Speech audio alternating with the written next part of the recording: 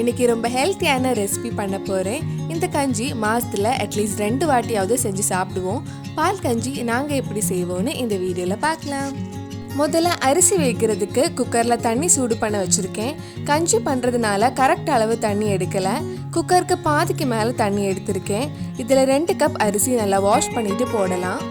இது கூட 2 டீஸ்பூன் ஆஷாலியும் 2 பெரிய பூண்டும் சேர்த்துருக்கேன். எல்லாம் மிக்ஸ் பண்ணிட்டு குக்கரை க்ளோஸ் பண்ணி மீடியம் டு லோ ஃப்ளேமில் 15 நிமிஷம் கிட்ட வேக வைக்கலாம். இதில் சேர்த்துருக்க ஆஷாலி உடம்புக்கு ரொம்ப நல்லது. எஸ்பெஷலி பெண்களுக்கு ரொம்ப ஹெல்த்தி.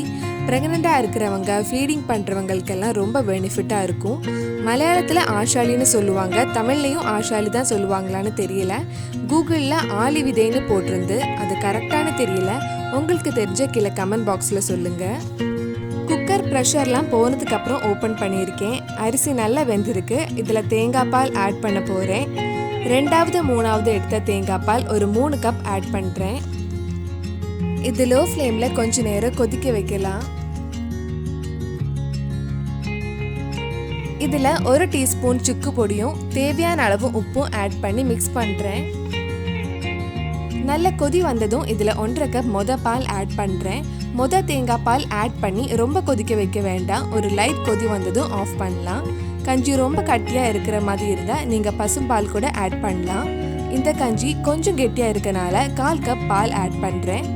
இது ஆறுனதுக்கப்புறம் இன்னும் கொஞ்சம் கெட்டியாயிடும். ரொம்ப ஹெல்த்தியான பால் கஞ்சி ரெடி ஆயிடுச்சு. நீங்களும் உங்கள் வீட்டில் கண்டிப்பாக இந்த கஞ்சியை ட்ரை பண்ணி பாருங்கள்.